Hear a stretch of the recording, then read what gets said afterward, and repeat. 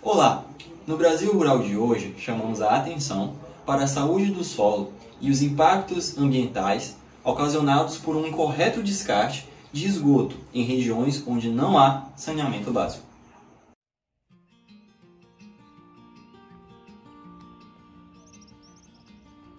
Observe toda essa beleza aqui à minha volta. Imagine a complexidade que há em todo esse ecossistema. Agora imagine que esse ecossistema, que vive em um perfeito equilíbrio entre seus micro-organismos e afins, sofresse alterações devido a dejetos, que vinham ser depositados oriundos de esgoto e afins. Imagine qual o impacto que isso poderia causar. A abordagem desse tema no programa de hoje se inicia após a nossa produção ser abordada com um e-mail de uma produtora, a Dona Cida, que nos escreve o seguinte: Caros amigos do Brasil Rural, aqui na minha propriedade não há saneamento básico. O esgoto é descartado em uma lagoa de dejetos. Isso pode ser um problema para o meio ambiente? Para esclarecer essa dúvida, entramos em contato com um profissional e viajamos ao longo de muitos quilômetros para esclarecer melhor a dúvida da nossa querida Dona Cida. Estamos aqui hoje, no município de Guanambi, na Bahia, para esclarecer a dúvida da nossa querida Dona Cida. Estamos no Instituto Federal Baiano, campus Guanambi, e estamos aqui com o Johnny Alves, ele que é estudante de engenharia agronômica e tem uma situação parecida com aquela que a Dona Cida nos relatou e vai compartilhar um pouco com a gente da sua experiência. Olá, Johnny, tudo bem? Bom dia, Matheus. Bom dia, telespectadores. Como o Matheus falou, hoje a gente se encontra aqui no IF Baiano Campus Guanambi. Aqui ao fundo a gente tem uma lagoa, onde todo o esgoto do campus é descartado. Então todos os resíduos de banheiros sanitários, de cozinha, da bovinocultura, da suinocultura, ele é todo descartado aqui nesse ambiente. No momento, a lagoa se encontra seca em função da pandemia, onde as atividades do campo elas foram suspensas. Então o volume de esgoto que aqui é descartado, ele praticamente foi reduzido a zero. Certo. Johnny, fala um pouco pra gente sobre os prejuízos, os impactos que ter um tipo de lagoa desse causa para o meio ambiente em si. Certo, Matheus. O que acontece? Quando você faz o descarte do esgoto aqui nesse ambiente, o solo, a superfície do solo da lagoa, ele entra na capacidade de campo, né? Então ele fica todo saturado e isso favorece a percolação dos resíduos. Então todo o resíduo que aqui é depositado, ele entra em contato com o lençol freático ao longo do tempo. Então essa água ela é contaminada com metais pesados e também com outros tipos de contaminantes, como coliformes fecais, por exemplo. Johnny, então fala pra gente como que a gente pode resolver esse problema, né? Como que a gente pode optar por alternativas, qual a forma mais correta de evitar que esse tipo de impactos ocorram para o meio ambiente? Certo, Matheus. Aqui a gente tem várias opções de evitar esse tipo de impacto. A primeira seria fazer a ligação desse esgoto na rede de distribuição da Embasa. Então você evita trabalhar com esse tipo de resíduo aqui, ele vai para a Embasa faz todo o tratamento específico para essa situação. As outras opções seriam a construção de uma fossa séptica ou de uma ET, que é uma estação de tratamento de esgoto, né? Primeira coisa é se revestir o fundo aqui dessa lagoa para evitar que essa água ela entre em contato, né, com o lençol freático, que ela não percole no solo, e a partir disso você constrói algumas instalações, como as caixas fossas sépticas, né, onde a água é filtrada ao longo de várias estações pequenas, como também da ET, ou melhor, onde a água ela entra em contato com caixas com britas de vários tamanhos. Então ela entra primeiro numa caixa com uma brita de tamanho maior, até na última de um tamanho menor. Então ela vai sendo filtrada ao longo dessas caixas. E no final a gente tem uma caixa, uma água com menor índice de coliformes fecais, como metais pesados ou também contaminantes. Certo. Bom, hoje não vai ter aperto de mão devido às restrições do Covid-19. Então, Johnny, mais uma vez, muito obrigado pela sua contribuição. Espero contar com você novamente no nosso programa. Retornamos mais uma vez. Pesquisadores da Embrapa desenvolveram um modelo de estação de tratamento de esgoto para atender as comunidades rurais.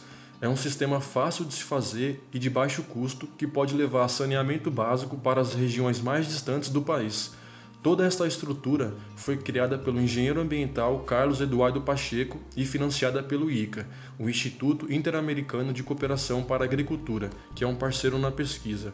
O projeto piloto funciona na Embrapa Hortaliças, que fica em Samambaia, no Distrito Federal. Hoje todo o esgoto da unidade é tratado aqui. O ideal é que o sistema seja instalado na parte mais baixa do terreno, para que a própria ação da gravidade faça o transporte dos dejetos das casas até a estação. São 4 fases de tratamento. Na primeira, o esgoto bruto de banheiros e cozinha passa por 3 tanques de limpeza, que retém a gordura e também materiais sólidos maiores, como papel higiênico e folhas.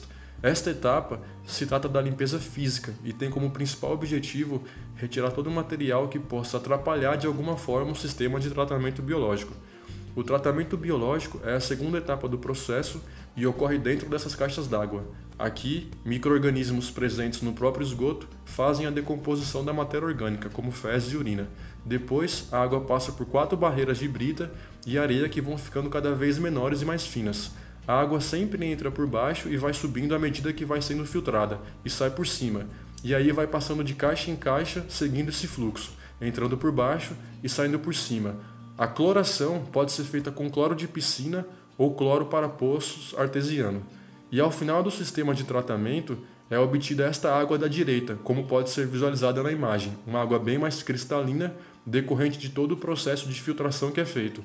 A água residual pode ser utilizada na irrigação, em sistemas de gotejamento, uma vez que a água não entra em contato com as folhas, como também na higienização do lar. O Brasil Rural de hoje vai ficando por aqui. Se você tem uma ideia, uma dúvida, envie um e-mail para a nossa produção. Retornamos na próxima semana. Um abraço e até mais!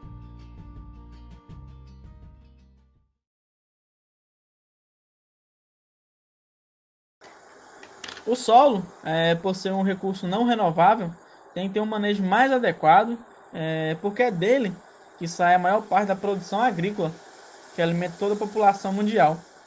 Tendo em vista que a prática da hidroponia ainda em pequena escala não é suficiente para alimentar a população. E uma das maneiras de proteger o solo é fazendo uma boa cobertura vegetal. Estou aqui hoje na propriedade do Sr. Pedro Nolassi, na cidade de Iuiú, e é sobre a cobertura vegetal e os impactos que a falta dela faz no solo que vamos falar. Pedro, há quantos anos o senhor é agricultor? Desde o tempo do meu pai, já nasci aqui e aqui estou até hoje. Qual é o tipo de cultura que o senhor já plantou, ainda planta na propriedade? Bom, já plantamos algodão, mas paramos. E hoje planta milho, feijão, sorgo, capim.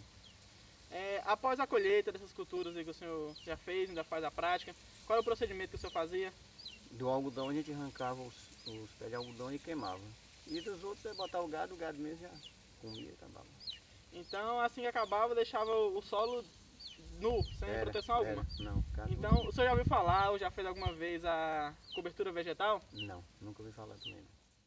A falta de cobertura vegetal no solo facilita a erosão devido ao solo estar desprotegido e quando acontecer as chuvas, as gotículas de água irão carregar as partículas superficiais do solo. O solo também irá perder em matéria orgânica devido à cobertura vegetal disponibilizar isso para ele. Irá perder também em questões de nitrogênio feito por fixação biológica, que é feito nas leguminosas, como mucuna preta, como o feijão gandu, o mucuna cinza, o feijão de porco. Essas leguminosas, algumas bactérias do gênero Rhizóbio se alojam a ela e aí irá formar uma relação de simbiose, onde as bactérias irão conseguir pegar esse nitrogênio atmosférico e transferir para o solo e deixando disponível para a planta. Além disso, por o solo estar desprotegido, ele estará mais suscetível a variações de temperatura e, consequentemente, irá perder umidade devido a essa oscilação de temperatura. Estou aqui em outra área, onde foi feita uma cobertura vegetal inconsciente pelo produtor. Recentemente, essa área foi utilizada para o plantio de feijão. Após a colheita, foi feito o plantio de uma espécie gramínea. Mas por que devemos se preocupar tanto com a cobertura vegetal? A cobertura vegetal ela vai simplesmente disponibilizar matéria orgânica. E qual os benefícios da matéria orgânica que o produtor poderá perder no solo por não ter uma cobertura vegetal, por não ter mais matéria orgânica em seu solo? A matéria orgânica ela permite o desenvolvimento de micorrizas que são associações entre pequenos fungos e raízes de plantas que irão fornecer e melhorar a capacidade dessas raízes em absorver água e também nutrientes. A matéria orgânica também irá ajudar a reter os nutrientes no solo, através de algumas relações de decomposição realizadas por micro-organismos no solo.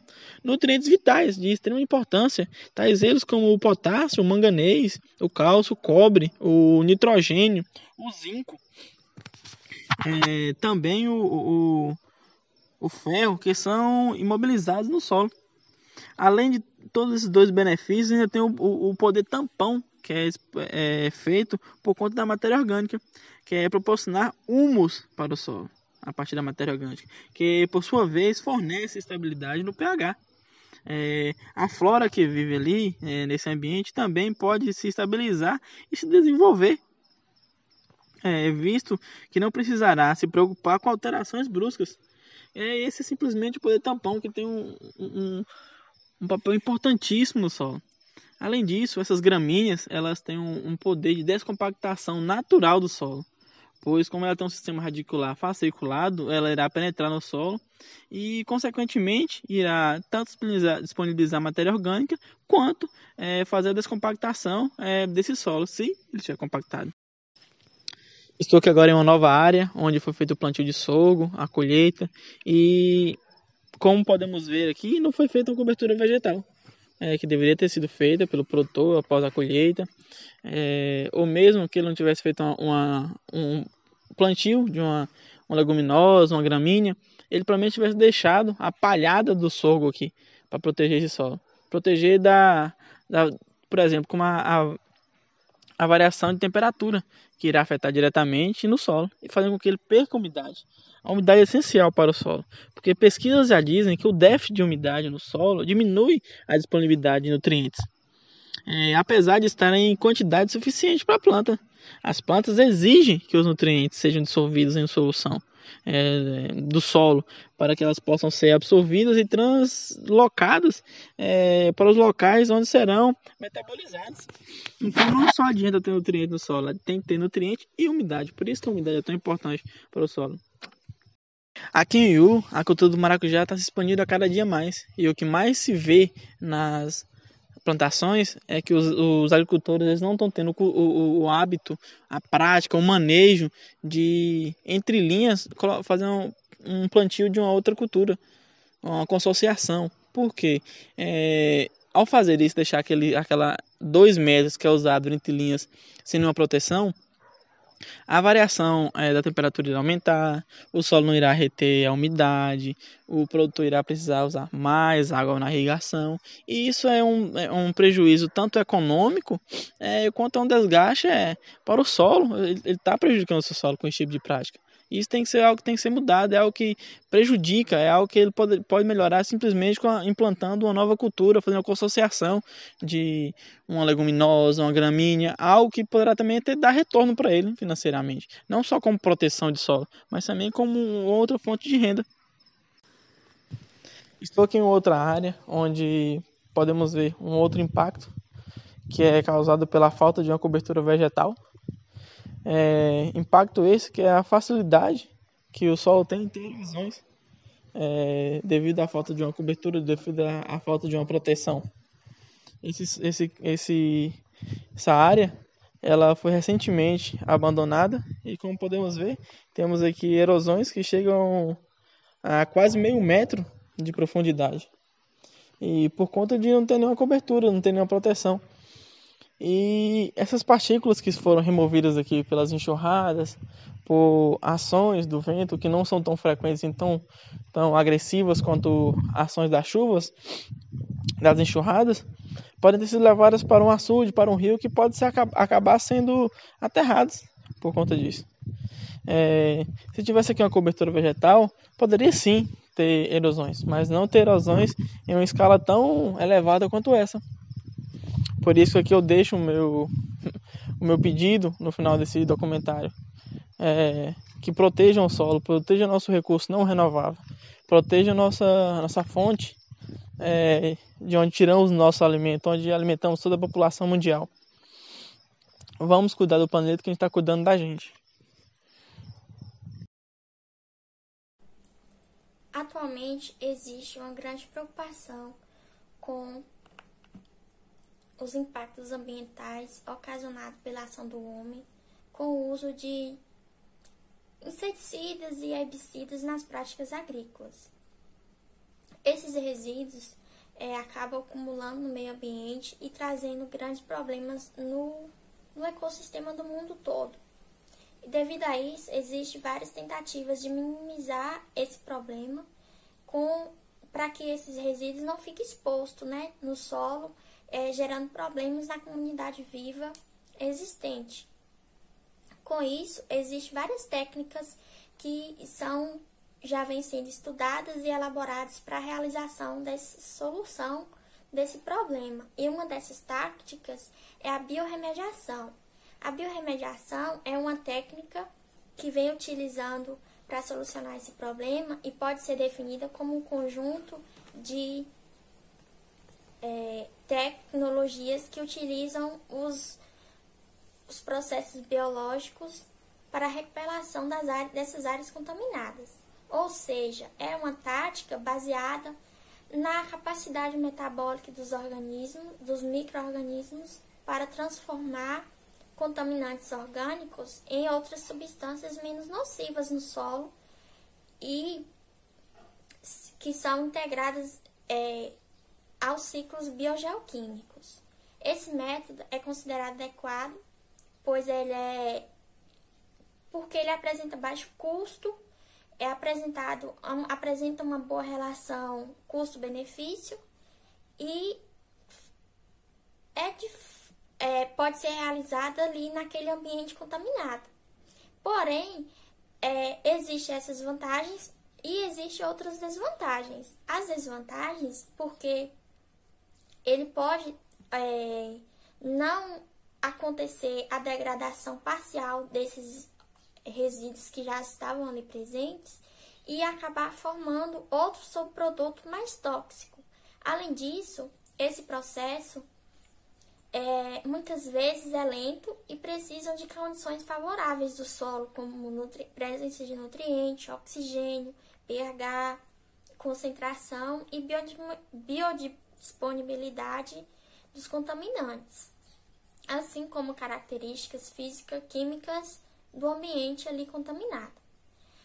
No entanto, esse processo tem sido viável para diferentes tipos de contaminações. Eu disse no início que era só contaminação no solo, mas, por exemplo, pode ser realizado em águas subterrâneas, lençóis freáticos, efluentes industriais, né, como existem várias hoje indústrias que causam muitos impactos ambientais no mundo todo, como todo mundo sabe, até aterros sanitários e dentre outros diversos que existem aí hoje em dia, né? E para validar esse processo, é importante ressaltar que existem fatores capazes de influenciar essa técnica. Entre eles, a distribuição parcial dos contaminantes, a origem do resíduo é muito importante saber qual o resíduo que eu vou ter que tratar ali naquela área, a temperatura, o pH, a umidade do solo, o oxigênio dissolvido e dentre outros compostos tóxicos. Portanto, o objetivo principal da biorremediação é acelerar esses processos biológicos naturais através das atividades, através da comunidade microbiana. Pode ser ela autóctones ou geneticamente modificadas, ou também não geneticamente modificadas, para a obtenção de baixos níveis de detectação de poluentes ali presente. A biorremediação pode ser tida como ideal para grandes contaminações, principalmente aquelas que envolvem o ambiente natural, que apesar de muitas vezes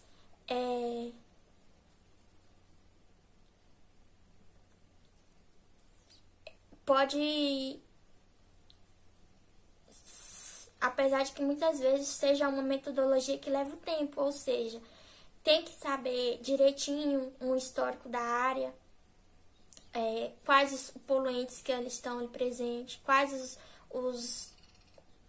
os produtos tóxicos que estão ali presentes, um histórico daquela área, de quanto tempo a área já está sendo contaminada, e isso favorece bastante o processo da biorremediação que seja realizada e seja com sucesso, né?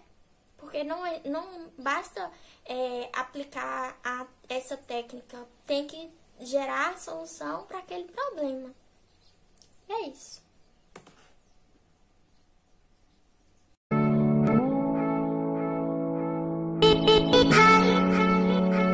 Pessoal, tudo bem com vocês?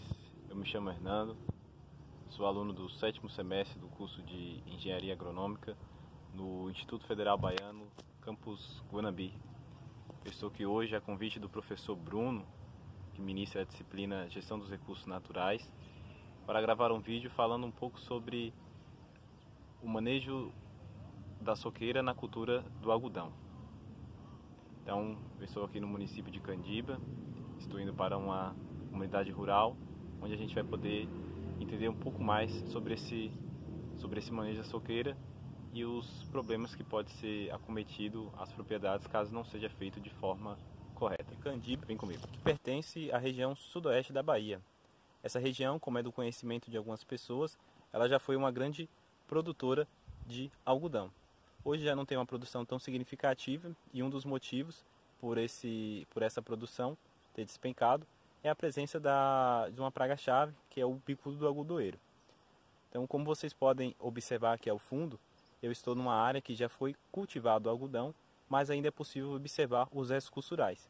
Esses restos culturais levam o nome de soqueira. O manejo do algodoeiro, durante todo o período, após feita a colheita do algodão, é recomendado e amparado por lei e também feita a fiscalização por algumas agências que deve ser feita a retirada dessa soqueira. Isso porque essa soqueira ela serve como hospedeira para essas possíveis pragas, como o bicudo, que é uma praga-chave do algodão, e também algumas lagartas que podem incidir. Então, quando o cotonicultor ele faz a colheita e ainda deixa esses restos culturais, a soqueira na área, então ele está deixando uma hospedagem favorável para a incidência de praga no plantio futuro, ou também para os pequenos produtores que estão aqui na região vizinha que também possam vir a plantar o algodão. Então, se o agricultor vizinho a essa área fazer o plantio do algodão, o bicudo ou lagartas daqui podem migrar para lá e também estar atrapalhando, causando aí danos a esse produtor vizinho. Além do mais, a gente pode observar ao fundo a presença de uma mata. Então, se o cotonicultor, quando vir replantar aqui novamente o algodão, ele vai ter que fazer o uso aí, né, de produtos químicos para estar fazendo o controle dessa praga, podendo aí afetar diretamente, né, a biota do solo, também afetar a fauna e a flora dessa mata aí. Então eu deixo dica aqui para vocês cotonicultores, quando fazerem o cultivo do algodão, após a colheita, faça a eliminação da soqueira, que você vai estar melhorando ainda mais a sua produtividade, cuidando do ambiente, favorecendo a preservação ambiental. Então, até mais. Agradeço aí ao professor Bruno a oportunidade de estar gravando esse vídeo, levando o conhecimento aos pequenos e grandes agricultores, cotonicultores principalmente. E a gente volta numa próxima. Até mais. Tchau, tchau. Valeu.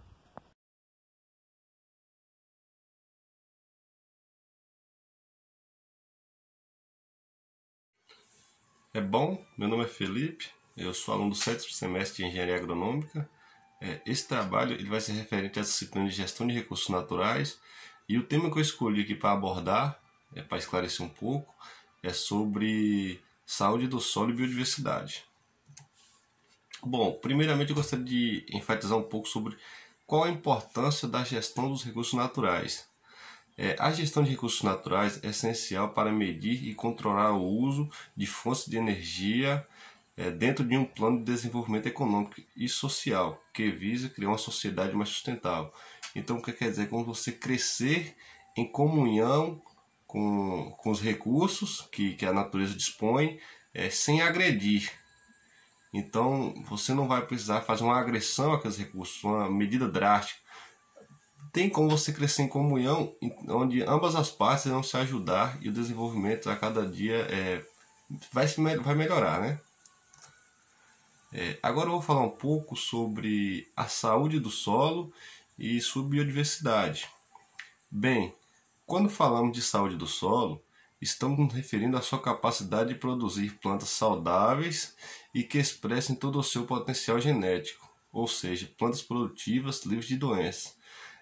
Você vai ver aqui, né, nesse vídeo que há uma comunhão entre as plantas e um solo saudável, onde esse solo ele vai ter micro-organismos que ele vai promover muitas coisas benéficas às plantas. Um solo bem equilibrado e saudável, além de rico em matéria orgânica, ele possui uma grande atividade de macro e micro-organismos, benéfico às plantas e de suma importância para o desenvolvimento vegetal. Esses organismos podem ser bactérias, fungos, minhocas e por aí vai. Então, um solo, quando ele possui uma grande quantidade de matéria orgânica, quando é um solo equilibrado, vão ter vários seres vivos nesse solo que vão ajudar a planta a ter um melhor desenvolvimento. Então você não vai ter um gasto excessivo com adubos, preparo de solo. Então você vai promover de forma natural, daquilo que a natureza disponibiliza, um solo rico para o desenvolvimento das plantas. Em um solo rico em matéria orgânica, esses seres vivos atuam na decomposição e ciclagem de nutrientes no solo, disponibilizando assim grande quantidade de carbono, nitrogênio, fósforo e enxofre. As raízes também liberam exudados, que são lipídios, carboidratos, aminoácidos e esses compostos também atraem os micro-organismos benéficos às plantas, formando assim a rizosfera. Então, quando você possui a matéria orgânica, essa matéria orgânica ela vai promover alimento aos micro-organismos ali presentes. Esses micro-organismos se alimentam dessa matéria orgânica, vão fazer a ciclagem de nutrientes, onde elas devolvem para as plantas nutrientes que essas plantas vão poder absorver, que é o caso do carbono, nitrogênio, fósforo, enxofre. Então você não vai ter um gasto excessivo com adubação. A própria natureza te promove essa oportunidade de você poder trabalhar de uma forma mais racional e com grandes benefícios. A rizosfera, como eu disse aqui, ela refere-se à região do solo influenciada pelas raízes, com máxima atividade microbiana. O crescimento das plantas é controlado substancialmente pelo solo na região radicular, um ambiente que a própria planta ajuda a criar e onde a atividade microbiana associada exerce diversas atividades benéficas. Então a rizosfera é como se ela fosse uma micro-região ali em volta da raiz, onde esses micro-organismos benéficos vão ficar agregados. Então ali ela vai criar como se fosse um microclima, uma micro-região onde vai oferecer às plantas aquilo que de melhor que eles podem oferecer, aquelas coisas benéficas, e as plantas vão fornecer aí para esses micro-organismos a questão da alimentação deles. Então é como se fosse uma troca de favores. Esses micro-organismos eles formam a rizosfera, que vão proteger as plantas contra fatores bióticos e abióticos. É como se houvesse uma troca de favores, onde as plantas fornecem alimento para esses seres. Eles processam esse alimento, devolvem para as plantas em forma de nutrientes, além de promover uma proteção às plantas contra a ação de patógenos indesejáveis. Então, além de fornecer os nutrientes às plantas, eles também vão fornecer proteção, onde é que não vão deixar patógenos maléficos atacarem as plantas. Porque muitas das vezes a pessoa vê uma planta, acha que ali pode ser um problema externo, mas não, pode estar dentro do solo. E quando você usa da matéria orgânica, dos seres que ali vivem, de forma benéfica a si mesmo, isso pode promover grandes Você vai promover grandes ganhos ao produtor. Agora, quando se trata de um solo com muita aração, muita gradagem, uso excessivo de agroquímicos, pode haver um tipo de aplicação, sem haver nenhum tipo de aplicação de matéria orgânica, o solo ocasiona um solo desequilibrado e com predominância de um outro micro-organismo. E com grande chance desses micro-organismos serem patógenos e causar doenças às plantas. Então, quando você não trata o solo da melhor forma possível, da melhor forma que o solo deve ser tratado, o que pode acontecer? Você vai acabar com a microbiota desse solo. Você vai ficar com o solo, pode acontecer desertificação, não vai ter aqueles micro-organismos desejados, pode ficar um patógeno que pode atacar as plantas, então trazer danos, né, em si a planta. E qual seria uma solução? O plantio direto é uma forma alternativa muito boa, onde se planta na palha. Nesse modo de cultivo há uma grande presença de matéria orgânica naquele solo e, consequentemente, uma maior atividade microbiana e um aumento da biomassa e uma maior dinâmica de nutrientes. Ou seja, quando você faz a questão do plantio direto, você vai estar adicionando matéria orgânica ao solo. Esses micro-organismos vão se beneficiar com isso, a planta vai se beneficiar com isso, o solo vai se beneficiar.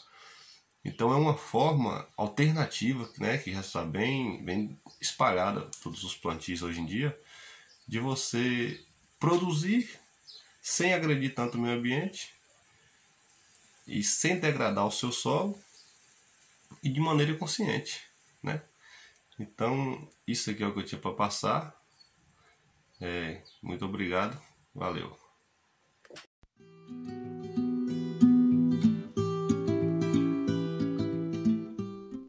Oi, o meu nome é Bruniele e o meu grupo é composto por mim, Lidiane e Lucas. E nós vamos falar sobre o manejo e conservação do solo.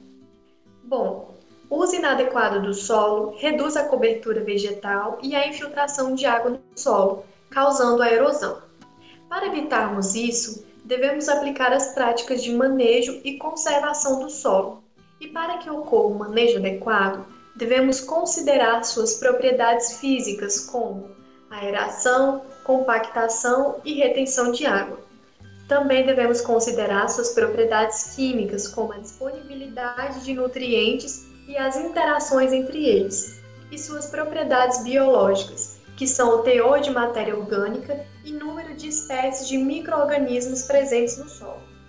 Portanto, um solo bem manejado é aquele que proporciona uma boa produtividade, ao mesmo tempo que possibilita a manutenção de sua fertilidade, o que possibilitará uma boa produção no futuro. Além disso, práticas como plantio direto, adubações orgânicas, rotações de cultura e adubação verde também podem ser aplicadas para obter um bom manejo e conservação do solo. Olá, eu vou falar um pouco sobre a significância de alguns processos que ajudam no enriquecimento do solo, da fauna e da flora. Então, no primeiro slide temos uma barreira verde. A principal função de uma barreira verde é a contenção de agrotóxicos que possam vir a ser disseminados pelo vento. Mas também tem outras funções, como abrigo a inimigos naturais. No caso dessa barreira verde, ela é composta por napier, também ajuda na descompactação do solo. Então, ao lado tem um vídeo que é de um local que é ao fundo dessa barreira verde e está sendo feita a recuperação desse solo. Então, os proprietários optaram por fazer essa recuperação do solo com napier. Então, suas raízes vão fazer a descompactação e a palhada vai fazer a parte da cobertura do solo.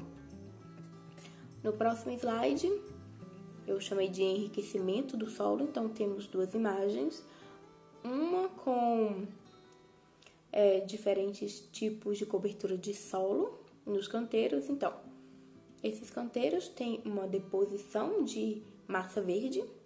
Alguns têm de napier, outros de mamona, tem leucena, tem moringa. Então, os organismos vão se sentir atraídos por essa massa verde. Então, vai ocorrer a degradação e ocorrer também a disponibilidade de nutrientes. Então, vamos ter um solo rico em nutrientes e em organismos. O biofertilizante, ele é um adubo líquido. E ele vai trazer consigo nutrientes e organismos também. Então, temos duas formas de enriquecimento do solo, que é essa cobertura, e que pode ser usada também como adubos, e o biofertilizante. Agora, sobre a flora desse local. Esse local tem uma flora bastante diversificada. Os proprietários têm como ganho econômico as hortaliças, então tem vários tipos de hortaliças, vários tipos de alface, temos chicória, couve, salsa, salsinha, entre outros que comercializam. Tem também algumas árvores frutíferas, plantas medicinais, plantas de adubação verde, plantas companheiras que vão estar ali nesses canteiros para ajudar as plantas que têm o valor econômico. Essas plantas companheiras podem ajudar a repelir insetos pragas, como o cravo de defunto e a hortelã, que ajudam nessa função de repelir.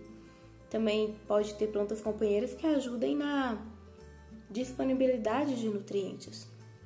Então, essa flora diversificada, ela vai ajudar a ter um equilíbrio, vai ajudar na ciclagem de nutrientes do local, na diversidade da fauna, pois vai ter uma atração maior aos organismos, que é o que eu vou falar agora.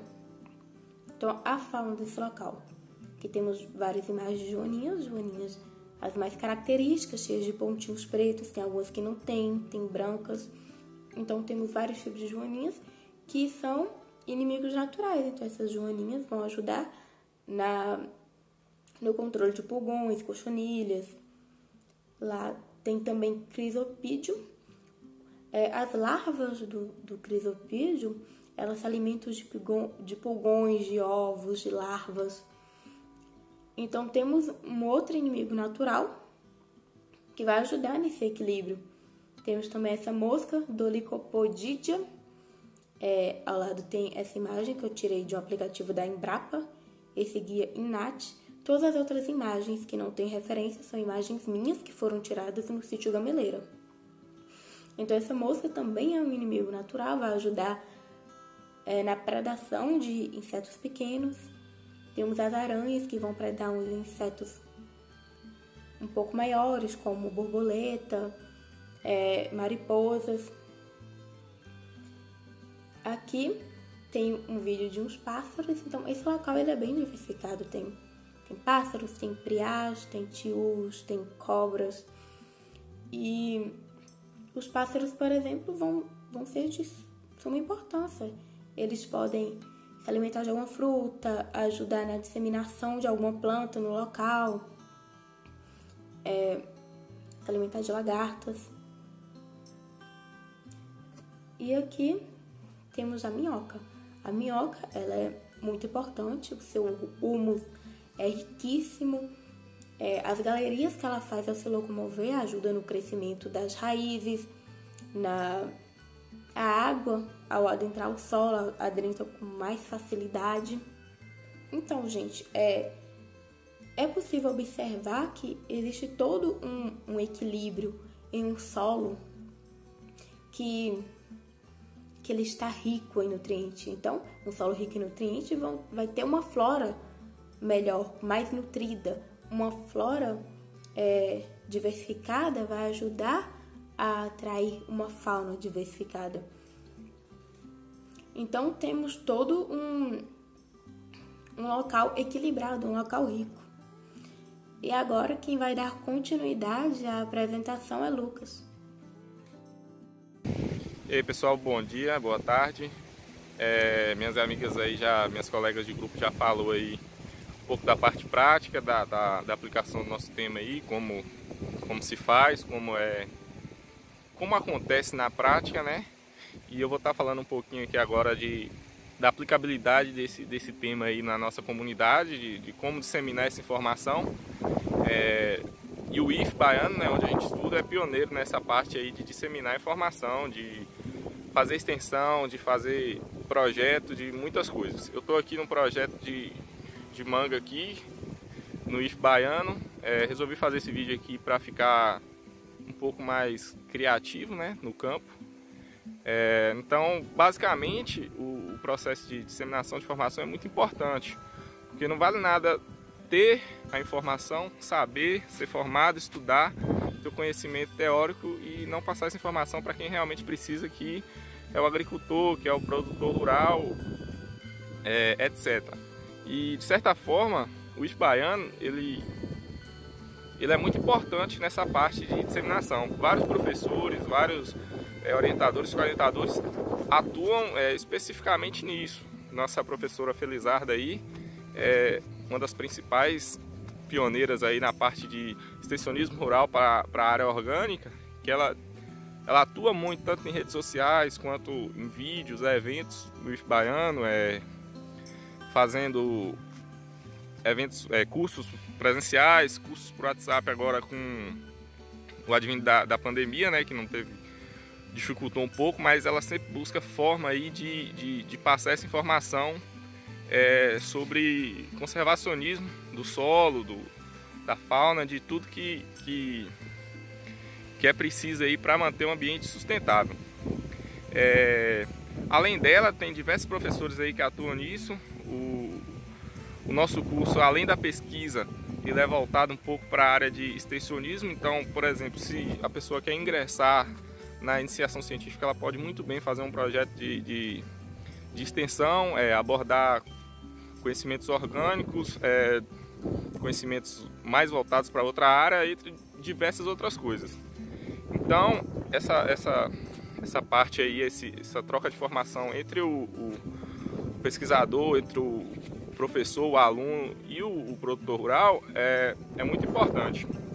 Além disso, nosso campus é instalado em uma área de grande produção, né, dentro do perímetro irrigado, onde tem produções, tem diversos agricultores produzindo diversas coisas. Então é muito importante e muito, como eu posso dizer, benéfico para eles o IF baiano aí nessa área, né? Porque sempre que tem uma informação, uma dúvida, precisa de alguma informação, esses agricultores podem ir ao IF baiano e perguntar de forma fácil. Sempre vai ter alunos pelo município aí, pelo núcleo de Seraíma, sempre vai ter professores. Então, passar essa informação é muito mais fácil, certo? Então, além de ter o conhecimento técnico e prático, disseminar essa informação, passar, conseguir levar essa informação para pessoas que não têm, é muito importante, certo? Além de tudo, vai ajudar a preservar, né? Que uma pessoa sem informação, às vezes, faz práticas inadequadas que não preserva, mas às vezes por falta de informação.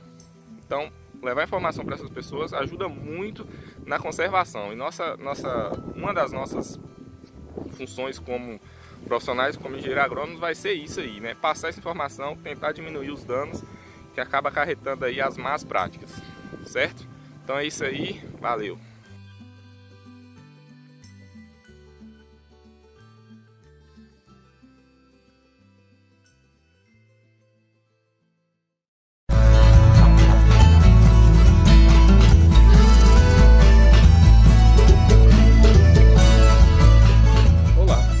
Me chamo Júlio César, sou discente do Instituto Federal Baiano Campus Guanambi, estou graduando no curso de Engenharia Agronômica e hoje estou aqui para falar com vocês um pouco sobre a gestão dos recursos naturais.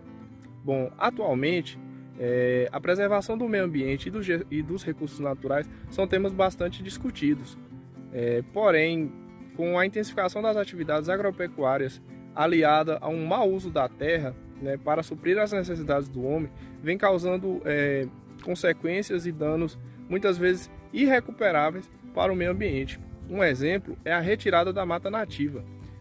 A retirada da mata nativa e da cobertura vegetal do solo vem aumentando a suscetibilidade de áreas a sofrerem com processos erosivos. Bom, nesse momento eu me encontro na zona rural da minha cidade, né, no município de Riacho de Santana, na Bahia. E uma prática muito comum, não só aqui, mas em toda a nossa região semiárida, é os pequenos produtores retirarem, como vocês podem ver ali atrás, eles retiram a mata nativa dos morros com o intuito de aumentar as suas áreas para tanto a produção, sejam ela cultivo, produção de lavouras, ou destinada ao pastejo de animais. Porém, pessoal, diferente da região de Minas Gerais, onde eles utilizam seus morros normalmente, essas áreas com alto declive, eles destinam a produção de café, adotando a prática de curvas de nível, onde você consegue aí interromper os processos erosivos nessas áreas.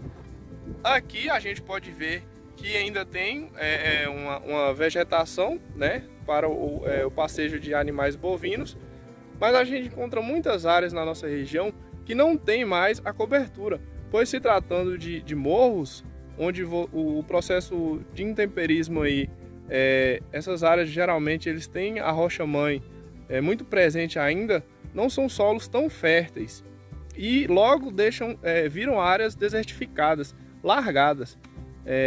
E aí elas passam a sofrer com os processos erosivos, não são mais utilizadas e começam a gerar impactos em outras áreas, porque a partir do momento que ela começa a sofrer a erosão, pois ela não tem mais a sua camada vegetal que iria impedir, eu posso falar aqui novamente, pessoal, a camada vegetal do solo, ela vai proteger o solo de sofrer a erosão, porque ela mantém os agregados do solo juntos, e quando a chuva cai, a vegetação ela vai impedir ou reduzir as enxurradas, e a enxurrada é a que vai retirar a camada superficial do solo ou subsuperficial.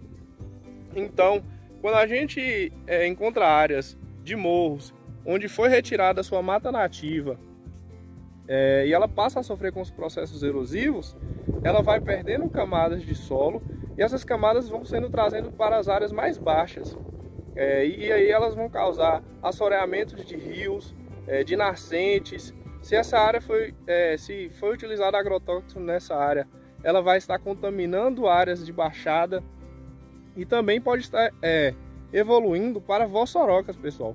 A vossoroca é o estágio mais drástico dos processos erosivos, pois ela causa a perda da área, de áreas produtivas também. Então deve-se evitar a retirada da mata nativa dessas áreas mais altas. O que o produtor não entende é que, em vez dele estar buscando aberturas de novas áreas, áreas que deveriam ser preservadas de matas nativas, ele deveria buscar a recuperação das áreas já existentes, pois depois de um período a área deixa de ser produtiva e fica aí apenas causando prejuízos a outras áreas. Agora eu vou passar a palavra para o meu colega Tiago, ele vai estar aí dando continuidade ao assunto. Dando continuidade à fala do companheiro Júlio, agora iremos tratar especificamente sobre a recuperação de áreas degradadas por efeitos erosivos. Mas antes disso, ainda estaremos expondo uma área que recentemente foi desmatada e, devido às suas características de relevo, essa área certamente ela irá sofrer com os efeitos erosivos assim que iniciar as épocas de chuva. Essa área ela fica localizada entre os municípios de Sebastião Laranjeiras e Pindaí. Ela possui alto grau de declividade e a retirada da sua vegetação nativa ela foi feita para se implementar uma área de pastagem, que é o que acontece na maioria das áreas da região que ainda não são cultivadas, principalmente em locais sequeiro, que não tem sistema de irrigação. Bom, após a retirada dessa vegetação nativa, essa área ela estará exposta aos efeitos erosivos devido essa vegetação ela ter a função de auxiliar na infiltração de água no solo e também retardar o movimento da água. E a partir do momento que o solo ele fica descoberto, ele fica exposto aos efeitos erosivos. Falando propriamente dito agora sobre um modelo de recuperação de áreas degradadas, antes de de se adotar esse sistema de recuperação, algumas observações devem ser feitas no local a ser recuperado.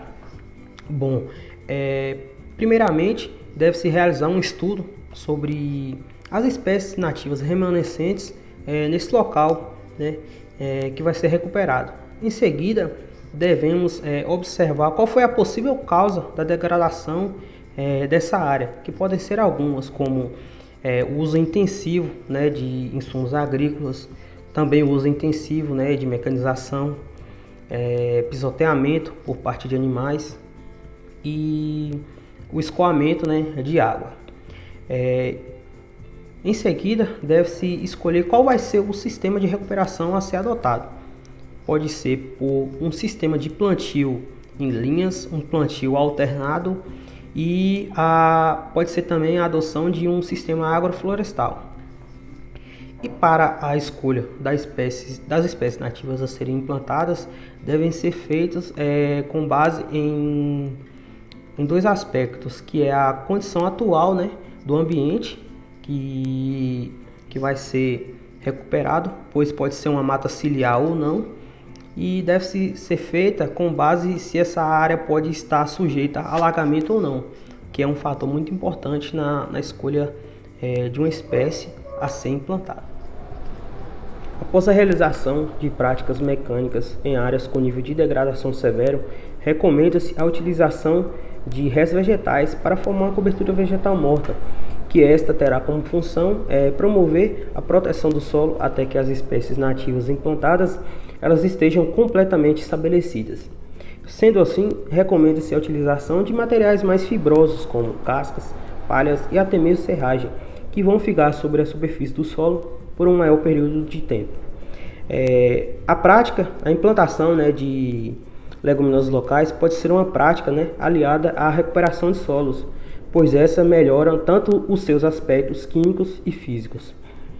Algumas leguminosas locais que podem ser implantadas aqui na região são a crotalária, guandu, feijão de porco e a mucuna. Inicialmente, as espécies nativas implantadas elas devem ser adaptadas, né, ao ambiente degradado e resistentes ao clima da região. Devem ser de fácil propagação, de rápido crescimento, de se obter sementes e de fornecer uma boa quantidade, né, de material de cobertura vegetal ao solo. A implantação dessas espécies nativas pode ser por método direto, utilizando as sementes, ou indiretamente por meio da implantação de mudas. Bom, pessoal, assim finalizamos o nosso trabalho. Espero que tenham gostado. Obrigado.